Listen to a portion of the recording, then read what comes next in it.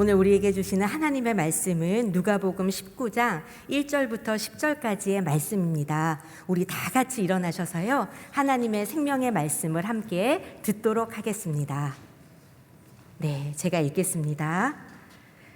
예수께서 여리고에 들어가 거리를 지나가고 계셨는데 여리고에는 삭개오라는 사람이 있었습니다. 그는 세리장이고 부자였습니다. 삭개오는 예수께서 어떤 분인지 보려고 했으나 많은 사람들 때문에 볼 수가 없었습니다. 그는 키가 작았기 때문입니다. 그는 예수를 잘 보기 위해 먼저 달려가 뽕나무 위로 올라갔습니다. 예수께서 그 길로 지나가실 것이기 때문이었습니다. 예수께서 그곳에 이르셨을 때 위를 올려다보며 삭개오에게 말씀하셨습니다. 삭개오야, 어서 내려오너라. 내가 오늘 내 집에서 묵어야겠다. 삭개오는 얼른 내려와 기뻐하면서 예수를 맞이했습니다. 그런데 사람들은 이 광경을 보고 모두 수군거렸습니다. 그가 죄인의 집에 묵으려고 들어갔다. 삭개오는 서서 주께 말했습니다. 주여, 보십시오. 제 소유물의 반을 떼어 가난한 사람들에게 주겠습니다. 누군가를 속여 얻은 것이 있다면 4배로 갚겠습니다. 예수께서 삭개오에게 말씀하셨습니다. 오늘 구원이 이 집에 이르렀다. 이 사람도 아브라함의 자손이다. 인자는 잃어버린 사람을 찾아 구원하러 왔다. 아멘. 네, 자리에 앉아 주십시오. 이 말씀을 가지고 누가 하나님 나라에 갈 수 있습니까? 라는 제목으로 이진희 목사님께서 말씀 선포해 주시겠습니다.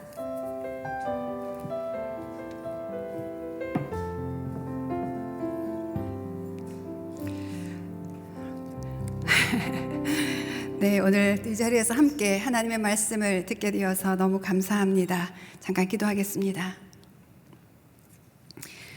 사랑하는 주님, 오늘 우리에게 하나님께서 주시고자 하는 그 말씀을 저희가 믿음으로 듣기를 원합니다. 우리가 듣고 싶은 말씀이 아니라 하나님께서 들려주시고 싶은 그 말씀을 저희가 듣기를 원합니다. 그래서 이 말씀으로 저희가 다시 새롭게 되기를 원합니다. 성령님 인도하여 주시옵소서. 감사드리며 예수님 이름으로 기도합니다. 아멘. 제가 대학을 처음 들어갔는데요.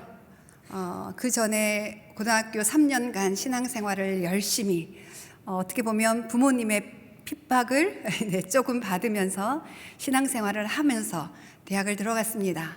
그곳에서 기독 학생반 선배님을 만났는데요. 그 선배님이 어느 날 저에게 이렇게 얘기를 하시는 거예요. 진이야, 너는 지금 죽는다면 천국에 갈 수 있겠니? 저는 그때 제가 바로 얘기했어요. 주저함 없이. 아니요, 저는 아직 천국 갈 만한 존재가 아니에요. 제 마음 깊은 곳에서 어떤 마음이 있었냐면 조금 더 선한 일을 많이 한 다음에 저는 천국에 갈 수 있을 것 같아요. 여러분은 지금 죽는다면 여러분은 천국에 지금 바로 가실 수 있습니까? 코로나 바이러스로 감염돼서 바로 호흡이 멈춰도 여러분은 감사할 수 있습니까? 하나님의 나라는 예수님이 가장 중요하게 다룬 말씀입니다. 예수님이 공생애를 시작하시면서 가장 처음 하셨던 설교는 바로 때가 찼고 하나님 나라가 가까이 왔으니 회개하고 복음을 믿으라 하는 것이었습니다. 하나님의 나라를 제일 먼저 말씀하셨습니다.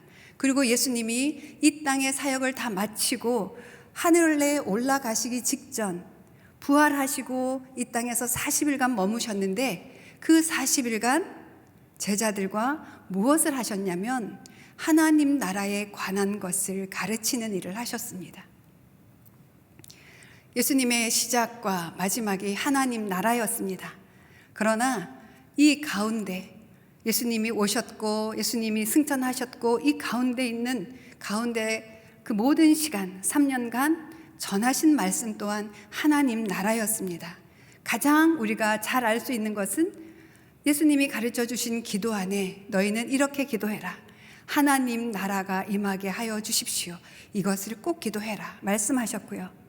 그리고 예수님이 가장 길게 어찌 보면 하나님 나라의 법이라고 할 수 있는 산상수훈, 마태복음 5장부터 7장까지의 그 긴 말씀의 가장 핵심인 말씀이 무엇입니까? 너희는 먼저 그의 나라와 그의 의를 구하라 라는 것이었습니다. 이처럼 예수님께서 우리에게 하나님의 나라를 계속 전하신 이유가 있습니다. 그것은 우리에게 하나님의 나라를 주고 싶은 것이었는데 우리는 우리의 나라를 구하고 있기 때문입니다. 그러니까 하나님의 나라를 먼저 구해라 라는 말은 어찌 보면 너희가 원하는 그 나라를 내려놓아라. 너희 생각, 너희 뜻, 너희의 비전, 너희의 목표를 내려놓아라 라고 하는 것입니다. 그래야 하나님 나라가 임한다는 것이죠. 이 하나님의 나라는 눈에 보이는 나라가 아닙니다. 우리나라 대통령이 바뀐다고 이 땅에 이곳에 하나님의 나라가 임하는 것이 아닙니다. 왜냐하면 하나님의 나라는 눈에 보이는 나라가 아니기 때문입니다. 하나님의 나라는 여기 있다 저기 있다 할 수 있는 것이 아니고 너희 마음 안에 임하는 나라이다 라고 예수님이 말씀하셨습니다. 예수님이 왜 이토록 하나님의 나라를 강조하셨을까요? 그것은 바로 예수님이 그 하나님 나라의 왕으로 이 땅에 오셨기 때문입니다. 그리고 자기의 백성들을 죄로부터 구속하기 위하여 하나님 아들로 하나님의 나라의 왕으로 이 땅에 오신 것입니다. 마태복음 1장 21절 천사가 마리아에게 나타나 이렇게 말합니다. 마리아가 아들을 낳을 것이니 그 이름을 예수라 하여라.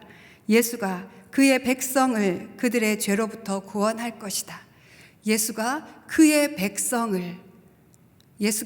그의 나라의 백성을 죄로부터 구원하기 위하여 오신 왕이다라고 하는 말씀을 하시는 것입니다. 누가복음 1장 32절에서 33절 한번 같이 읽어보겠습니다. 시작. 그는 위대한 이가 될 것이요 지극히 높으신 분의 아들이라 불릴 것이다. 주 하나님께서 그에게 그 조상 다윗의 보좌를 주실 것이다. 그는 야곱의 집을 영원히 다스릴 것이며 그의 나라는 결코 끝나지 않을 것이다. 그는 다윗 왕의 후손으로 이 땅에 와서 야곱의 집을 영원히 다스릴 것이라고 말씀합니다. 그리고 그 나라는 끝나지 않고 영원할 것이라고 말씀하고 있습니다.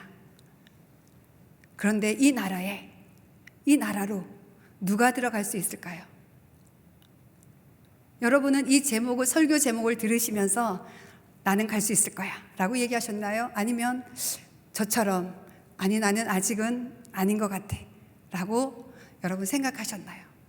여기 있는 여러분들은 둘 중 하나입니다. 하나님 나라 안에 거하거나 밖에 있거나 중간은 없습니다. 그러면 오늘 누가 그 하나님의 나라에 들어갈 수 있는지 오늘 함께 저희가 말씀을 통해서 알아보도록 하겠습니다. 저는 두 부자를 여러분에게 소개하려고 합니다. 조금 전 저희가 읽었던 죄인 삭개오, 그는 부자였지만 죄인이었습니다. 그런데 이 19장에 삭개오의 이야기가 있는데 바로 예수님이 삭개오를 만나기 전에 18장에 보면 부자 청년 만나는 이야기가 나옵니다. 그래서 오늘 먼저 첫 번째 부자 청년 이야기를 여러분에게 함께 나누고자 합니다. 결론적으로 말하면 부자 청년은 하나님 나라에 들어가지 못했습니다. 그는 모든 사람들이 이 사람은 반드시 하나님 나라에 들어갈 수 있습니다. 이 사람은 구원받을 수 있는 사람입니다. 이렇게 축복받은 사람인데 어떻게 이 사람이 하나님 나라에 들어갈 수 없다는 말입니까? 라고 예수님에게 따져 물을 정도로 그는 모든 사람들이 보기에 하나님 나라에 들어갈 만한 사람이었습니다. 그런데 왜 그는 그 나라에 들어가지 못했을까요?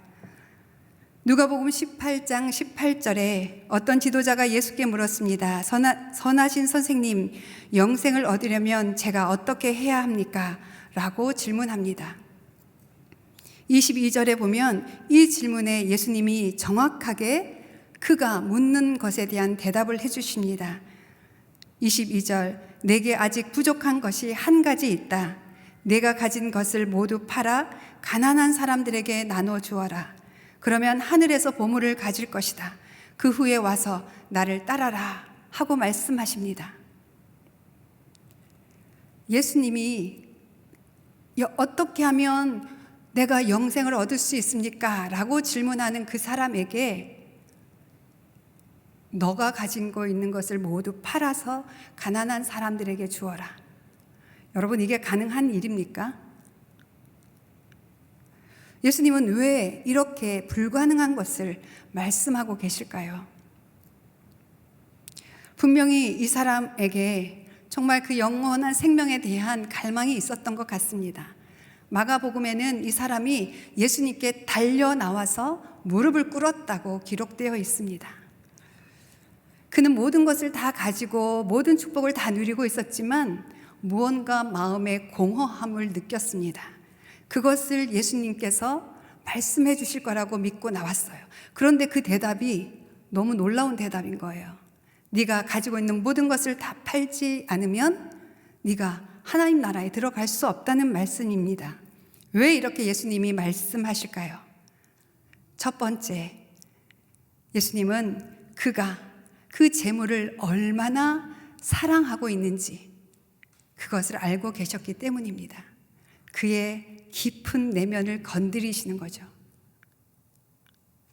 그리고 두 번째, 그에게 그가 소중히 여기고 있는 재물보다 더 귀하고 더 소중하고 더 아름답고 풍성한 하늘의 보물이 있다는 것을 알려주시기 위함이었습니다. 그렇기 때문에 네가 가진 모든 것을 다 팔아 가난한 사람들에게 나누어 주어라. 그 다음 말씀이 있었죠. 그러면 하늘에서 보물을 가질 것이다. 우리는 성경을 읽을 때 우리가 원하는 본문을 봐요. 그 다음에 있는 조건절은 보지 않을 때가 참 많습니다. 아마도 이 부자 청년은 네가 가지고 있는 모든 것을 다 팔아라.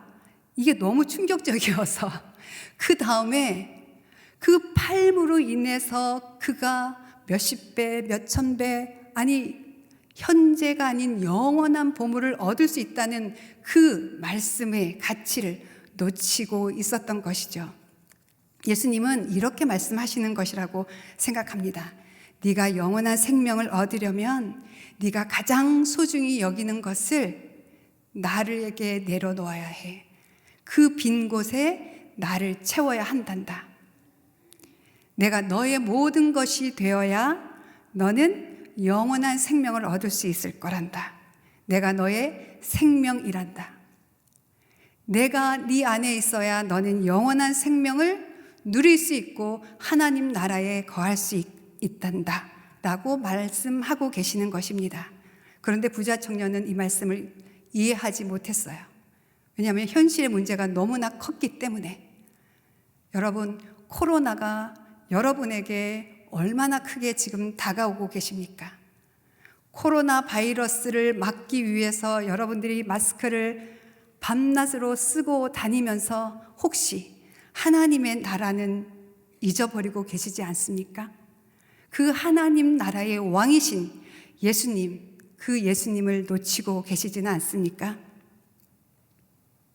부자 청년은 이 말씀을 받아들일 수가 없었기 때문에 갈급하게 달려나와 영원한 생명을 구했지만 그 길을 분명히 말씀해 주셨지만 그는 슬픔에 잠겨서 예수님을 떠납니다.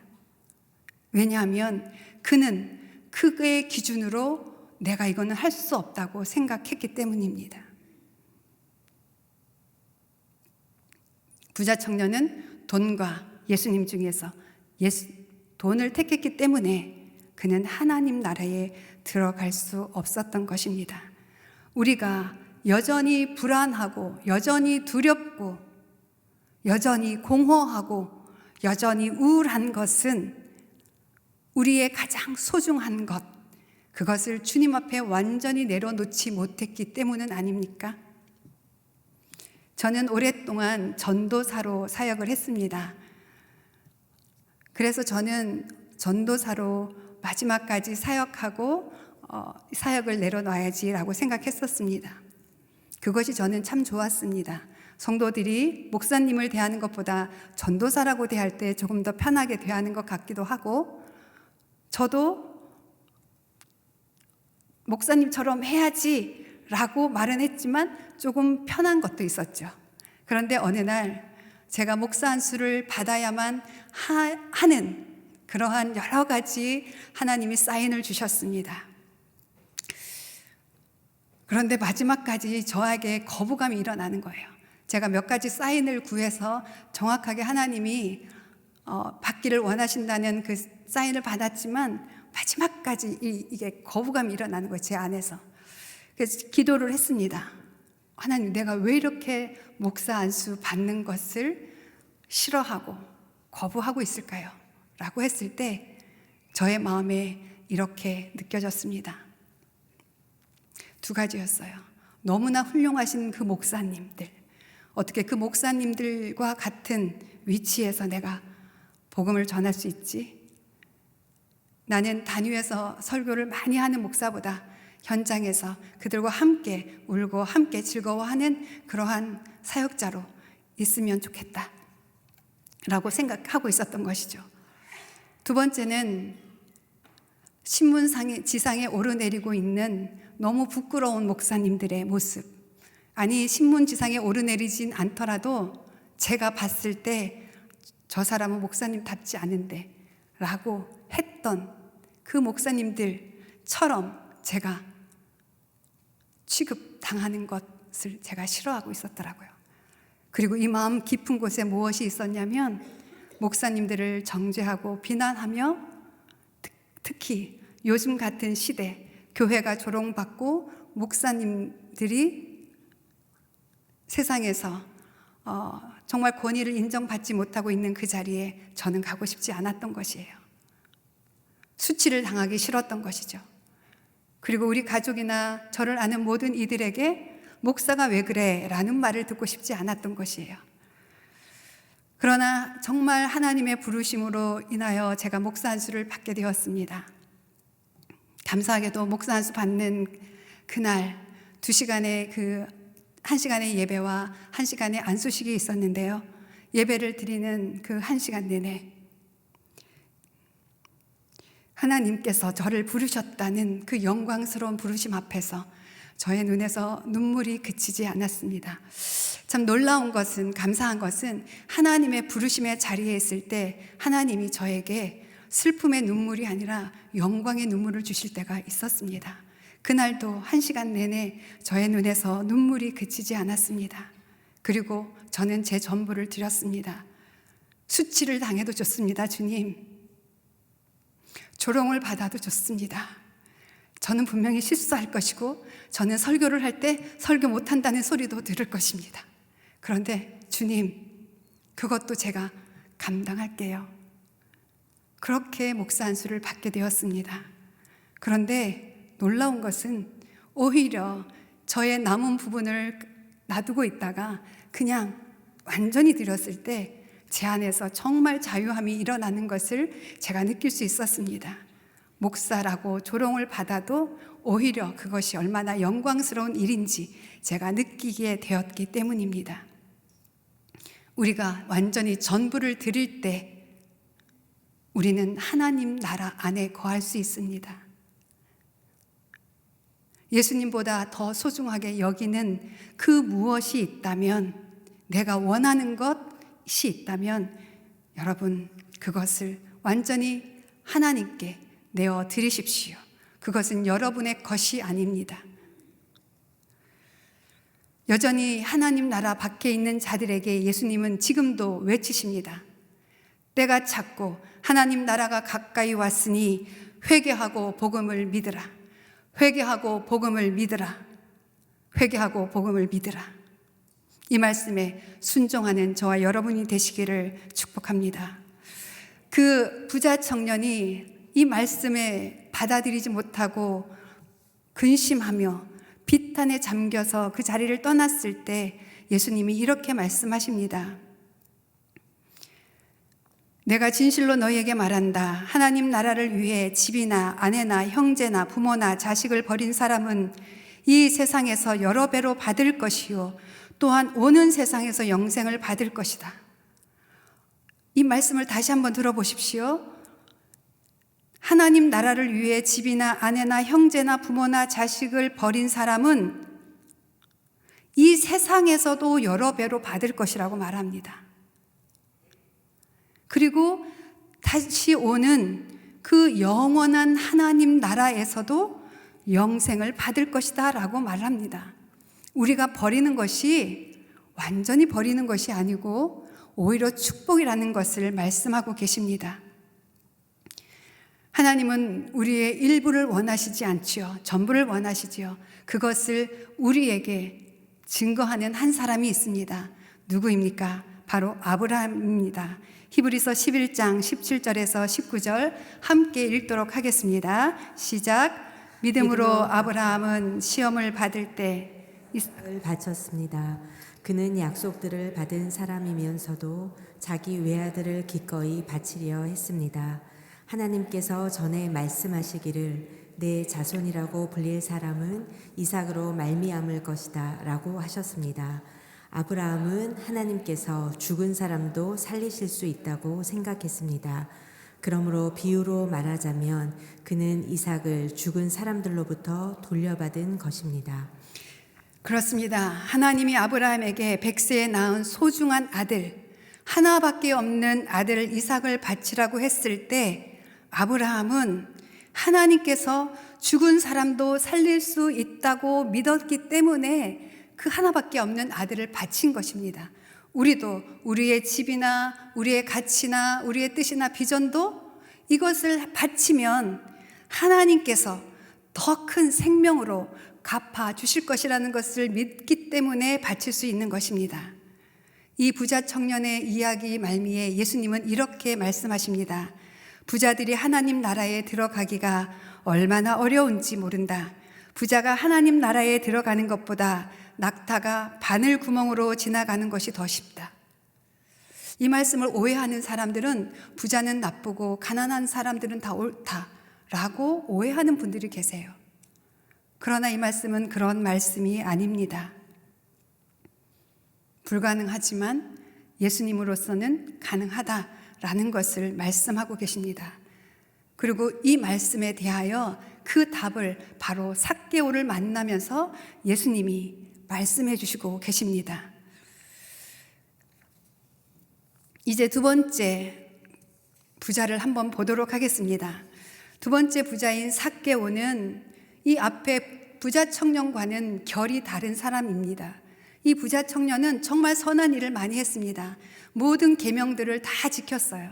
사회적으로나 종교적으로나 그는 흠잡을 데 없는 사람이었습니다. 그러나 이 삭개오는 모든 사람들이 볼 때 하나님 나라에 갈 만한 사람이 아니었습니다. 그는 죄인이었습니다. 그는 세리장이었습니다. 민족 반역자였습니다.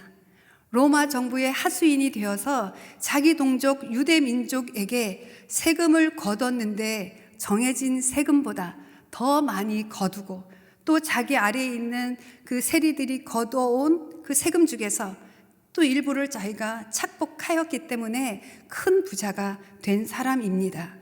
누구보다 그는 죄인이었습니다. 악한 사람이었습니다. 그러나 그의 마음은 그 많은 돈으로도 채워지지 않았습니다. 그는 자기의 성을 높이 쌓고 있었지만 그의 마음 깊은 곳에서 흔들리는 소리가 있었습니다. 바로 예수에 관한 소문이 들린 것입니다. 그 예수가 여리고 성에 들어왔다는 소리를 들으면서 그의 마음은 흔들리기 시작합니다. 돈으로 꽁꽁 싸매고 있었던 그 마음, 비난과 조롱을 받으면서도 이 돈만 있으면 안전해라고 했던 그 마음 속에 부드러운 바람이 불기 시작한 것입니다. 여기 있는 분들도 아마 그러셨을 거예요. 나는 교회 절대 안 나가. 교회 다니는 사람들 이상해. 하나님 없어. 착하게 살면 되지. 이렇게 여기고 있었던 그 마음에 어느 날 여러분 마음이 흔들리는 소리가 있었죠. 그렇듯이 이 삭개오에게도 예수님이라고 하는 그분이 이 마음을 흔드는 분이었습니다. 우리 19장 3절 4절 한번 같이 읽어볼까요? 19장 3절 4절 말씀 읽어보겠습니다. 시작. 삭개오는 예수께서 어떤 분인지 보려고 했으나 많은 사람들 때문에 볼 수가 없었습니다. 그는 키가 작았기 때문입니다. 그는 예수를 잘 보기 위해 먼저 달려가 뽕나무 위로 올라갔습니다. 예수께서 그 길로 지나가실 것이기 때문이었습니다. 삭개오는 어린아이처럼 예수님을 기다리고 만나고 싶어 했습니다. 근데 그는 키가 너무 작았어요. 얼마나 작았는지 사람들을 헤치고 나가서 예수님을 볼 수 없을 정도로 작았던 것 같습니다. 그런데 그는 거기에서 포기하지 않았어요. 그래서 예수님이 갈 만한 동선을 따라서 먼저 그 앞에 가서 예수님을 기다리고 있었는데 그곳에 뽕나무가 있었던 것이죠. 그 뽕나무 위로 올라갔습니다. 우리는 몰랐지만, 그 당시 사람들은 몰랐지만 그 삭개오 안에는 어린아이와 같은 믿음이 있었던 것입니다. 예수님을 기필코 보고야 말리라. 하나님은 찾고 찾는 자에게 나타내 보여주신다고 말씀하셨습니다. 그가 뽕나무 위에 있었습니다. 그리고 예수님을 기다리고 있습니다. 여러분은 여러분의 뽕나무가 있습니까? 아마도 이 수요 오전 여성 예배의 자리가 여러분의 뽕나무가 아닌가 싶습니다. 저는 예전에 그랬어요. 여기 사역을 하기 전에 제가 항상 저는 저 2층에 자리하고 수요 오전 여성 예배를 드리고 예배가 다 끝난 후에도 그 자리에서 한참을 기도하다 갔던 생각이 납니다. 제가 직장 생활을 할 때에는 저의 그 건물 옥상 창고가 있었는데요. 점심을 먹으면 성경책과 찬송가를 들고 그 옥상 창고로 올라갔습니다. 그리고 라면 박스를 바닥에 깔고 무릎을 꿇습니다. 그리고 찬송가를 처음부터 쭉 넘기면서 제가 아는 찬송가를 쭉 부릅니다.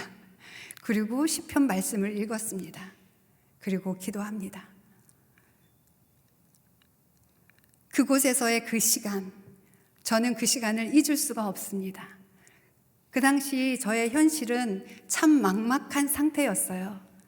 제가 그 당시 나이가 거의 30이 가까이 왔고요. 저희 오빠가 저보다 2년 위였고요. 제 남동생이 또 2년 아래, 또 이렇게 3남매, 그리고 맨 막내가 또 저보다 8년 아래가 있었는데요. 아무도 진로가 정확한 사람이 없었어요. 저도 직장은 다니고 있었지만 월급이 아주 작은, 그래서 가정에도 크게 도움이 되지 않는 직장을 다니고 있었습니다. 그런데 그때 하나님께서 저에게 기도하도록 부르셨습니다. 그곳이 저에게는 뽕나무였습니다. 여러분들의 뽕나무를 찾아가십시오. 여러분 자리에 머물러 있지 마시고 예수님을 만날 수 있는 뽕나무를 찾아가십시오. 제가 아는 어떤 선교사님은 이 뽕나무를 묵상하면서 저와 반대되게 또 적용을 했더라고요. 예수님을 바라볼 수 있도록 받쳐주는 뽕나무가 되자라고 적용하셨대요. 그런데 지금 그 선교사님은 그렇게 살고 계세요. 그분을 통해서 많은 탈북민들이 탈출을 해서 국내로 들어오고 있습니다. 5절과 6절 한번 이어서 읽어보도록 하겠습니다. 5절 6절 시작. 예수께서 그곳에 이르셨을 때 위를 올려다보며 삭개오에게 말씀하셨습니다. 삭개오야 어서 내려오너라. 내가 오늘 내 집에서 묵어야겠다. 삭개오는 얼른 내려와 기뻐하면서 예수를 맞이했습니다. 와, 드디어 기다리고 있었는데 정말 그 예수님이 지나가기만 하는 것이 아니라 삭개오를 향해서 다가오고 있었습니다. 그리고 앞에 밑에 와서 위를 쳐다보며 삭개오야 하고 부르는 것입니다. 여러분, 삭개오라고 하는 이름은 순하다, 의롭다라는 뜻입니다. 그런데 그의 삶은 어땠습니까? 순수하지 않았어요. 의롭지 않았어요. 그는 자기 이름을 대하면서 자기가 의롭다고 생각했을까요? 아마도 모르지만 누군가 삭개오라고 불렀을 때 오히려 죄책감으로 더 불안하고 두렵고 수치스럽지 않았을까요? 다른 사람들도 그를 삭개오라고 부르기보다는 죄인이라고 비웃는 사람들이 많았기 때문에 예수님이 그 뽕나무 아래 오셔서 자기를 바라보면서 삭개오야 불렀을 때 그 느낌이 어땠을지 여러분 상상이 되시나요? 저는 이 말씀을 준비하면서 한참 뽕나무 위에 있는 삭개오가 되어서 아래에 나를 향해 바라보시는 그 예수님의 눈길을 맞춰봤습니다. 맞아요. 저도 삭개오였더라고요. 열등감과 부끄러움과 정말 아무것도 자랑할 것 없어서 가능하면 사람들 눈에 띄지 않도록, 가능하면 사람들 앞에 나서지 않도록 정말 그렇게 살았던 것 같습니다. 저는 신학교 다닐 때까지도 제가 늘 얘기하지만 손 한 번 들고 질문해 본 적이 없는 사람입니다. 누군가 저를 주목하는 것이 너무 부끄럽고 또 저의 잘못된 부분, 약한 부분이 드러날까 두려웠기 때문입니다.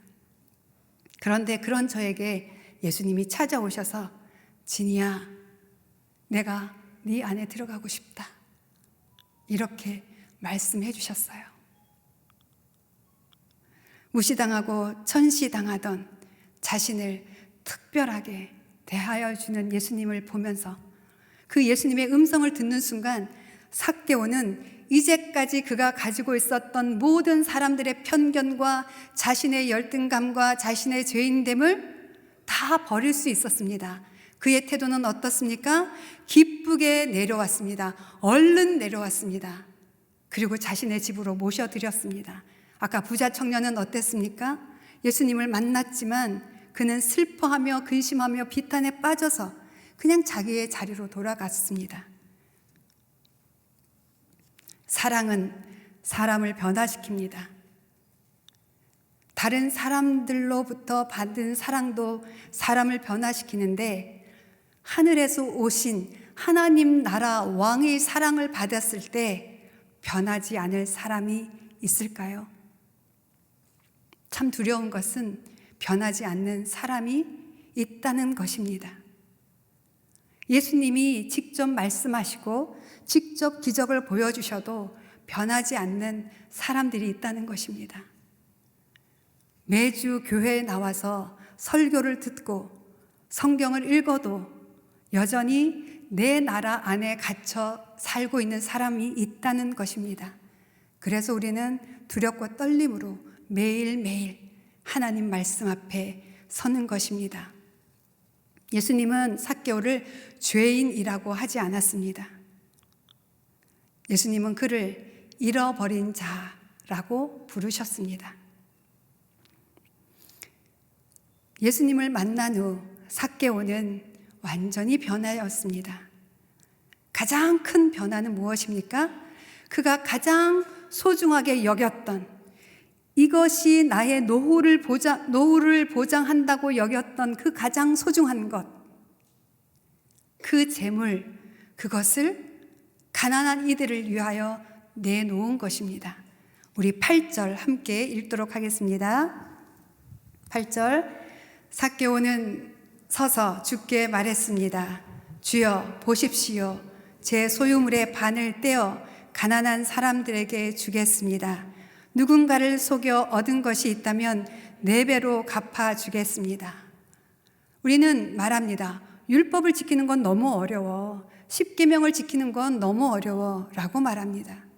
그런데 삭개오를 보면 율법을 지키는 것이 어떻게 가능한지 보여주고 있습니다. 그것은 바로 예수 그리스도의 사랑, 하나님의 사랑입니다. 그는 율법에 규정된 것보다 더 많은 것을, 더 많은 재물을 내놓습니다. 율법을 의무로서가 아니라 사랑으로서 이행하고 있는 것입니다. 예수님이 오신 것은 율법을 폐하러 오신 것이 아니라 율법을 완성하러 오셨다고 말씀하십니다.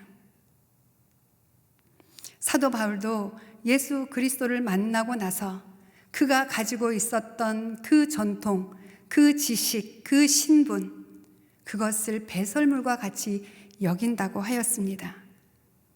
여러분은 예수님을 만났습니까? 아마 여러분이 예수님을 만났다면 삭개오와 같은 극적인 변화를 경험하였을 것입니다. 여러분이 가장 중요한 그것을 아무 가치 없는 것으로 여기며 예수님께 올려드렸을 것입니다. 이것이 바로 진정한 회개입니다. 삭개오는 우리에게 때가 찼으니 회개하고 복음을 믿으라. 그것이 하나님의 나라가 너희 가운데 임하는 것이다 라는 것, 그 증인이 바로 삭개오인 것입니다. 여러분이 가장 소중히 여기고 있는 것들을 하나님을 사랑함으로, 예수 그리스도를 사랑함으로 가난한 이웃들과 여러분의 주위에 있는 이웃들과 기꺼이 아낌없이 인색하지 않게 나누고 계시나요? 예수님은 이렇게 자기의 것을 다 내려놓는 삭개오에게 이렇게 말씀하십니다. 오늘 구원이 이 집에 이르렀다. 이 사람도 아브라함의 자손이다. 인자는 잃어버린 사람을 찾아 구원하러 왔다. 이 사람도 아브라함의 자손이다. 왜 이렇게 얘기하셨냐면요, 예수님이 삭개오의 집에 들어갈 때 사람들이 아니 저 예수라는 사람이 죄인의 집에 들어가네 수근수근 대고 있었기 때문입니다. 하나님 나라 밖에 있는 사람들의 특징은 수근수근 되는 것입니다. 그리고 다른 사람들을 자기의 기준으로 판단하고 비난하고 정죄하고 조롱합니다.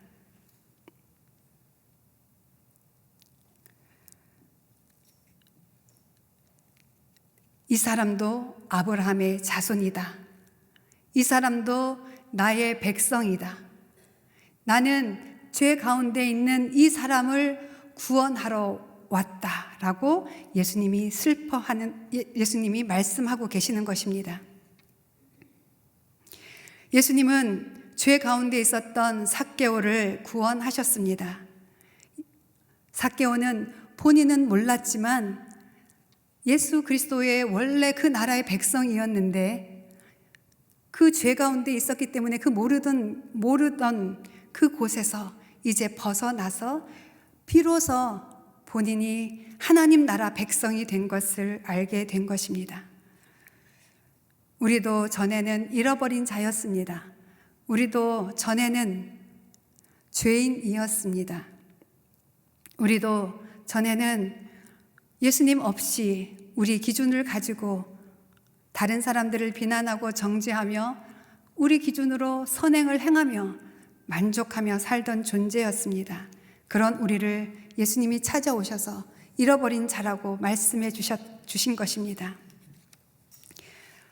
예수님이 부자 청년을 만나고 삭개오를 만나고 지금 어디로 가시냐면요, 바로 예루살렘으로 올라가시는 길이었습니다.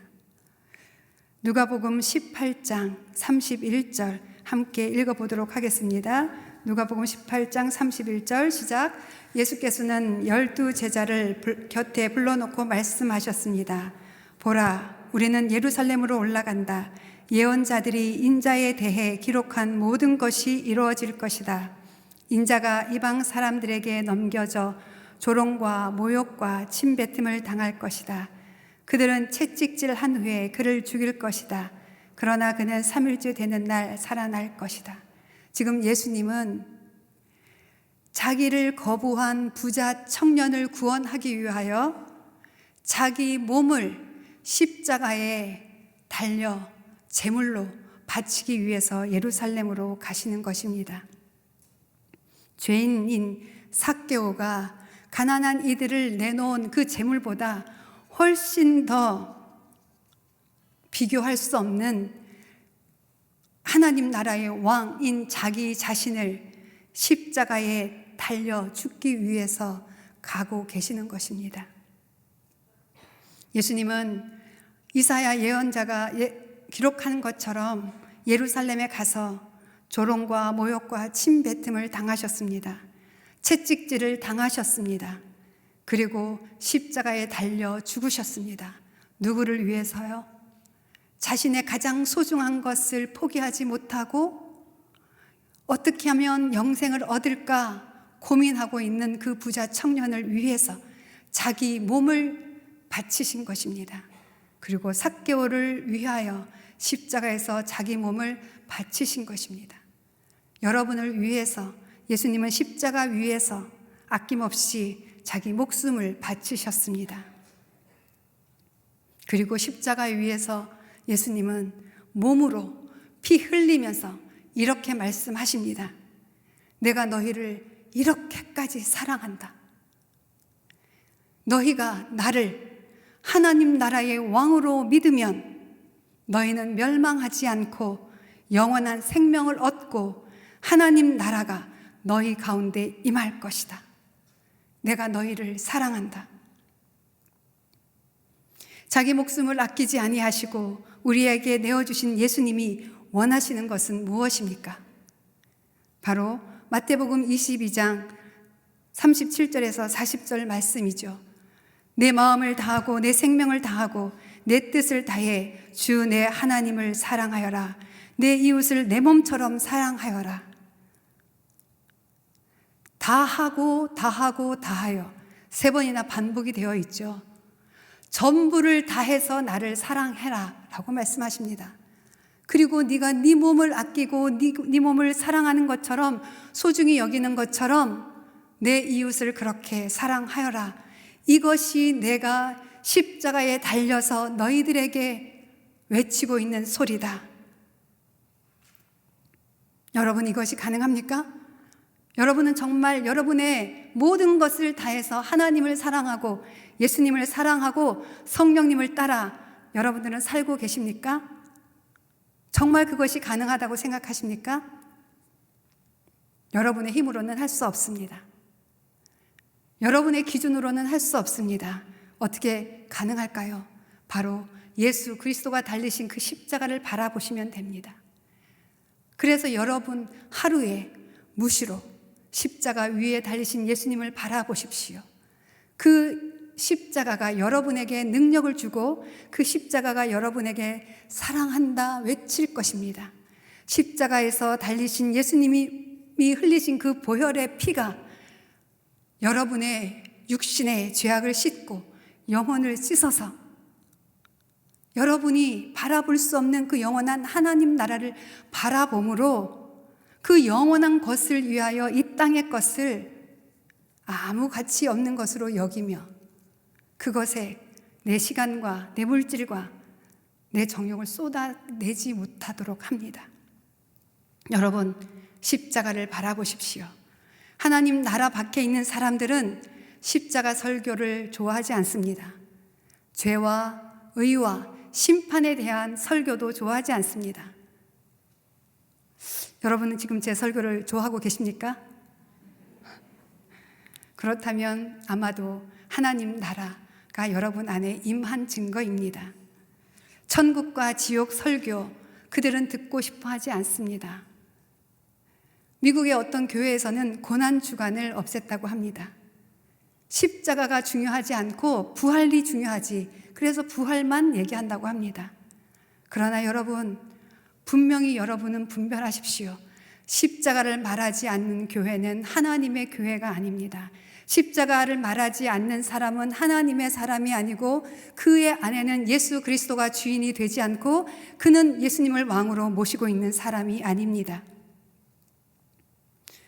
우리 신앙생활의 중심은 십자가입니다.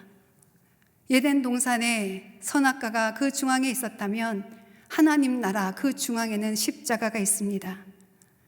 하나님 나라가 임한 그 사람의 심중 안에는 십자가가 우뚝 서 있습니다. 십자가에 달리신 왕 되신 예수님을 바라보십시오. 그 왕이 여러분을 위하여 피 흘리면서 죽어가고 계십니다. 그리고 그 예수님은 십자가에 여전히 달려 계신 것이 아니라 여러분을 부활에 이르도록 부활하셨습니다. 그러나 여전히 예수님은 계속 말씀하십니다. 십자가 위에서 내가 너희를 사랑한다. 내가 너희를 사랑한다. 내가 너를 사랑한다. 내가 너를 사랑한다. 너희가 나를 볼 때마다 너희는 사망에서 생명으로 옮겨질 것이다.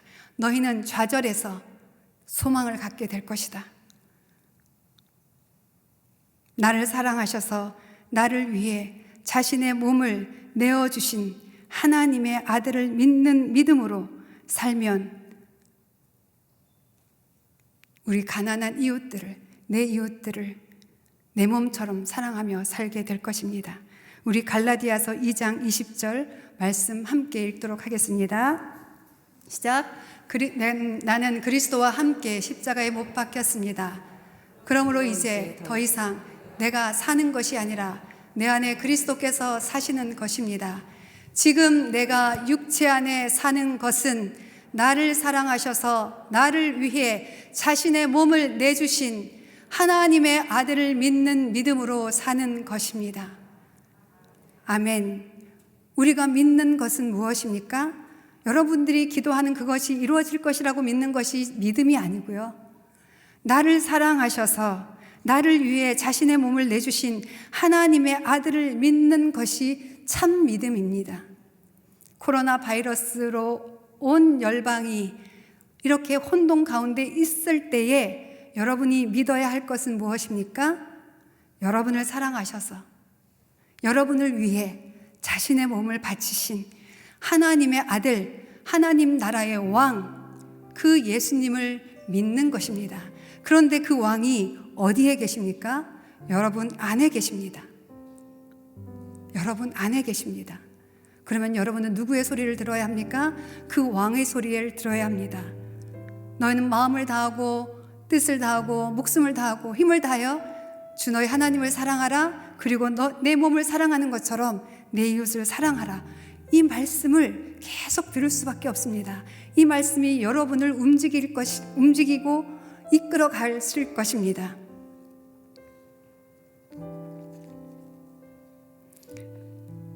요한복음 6장 40절에 이렇게 말씀하고 계십니다.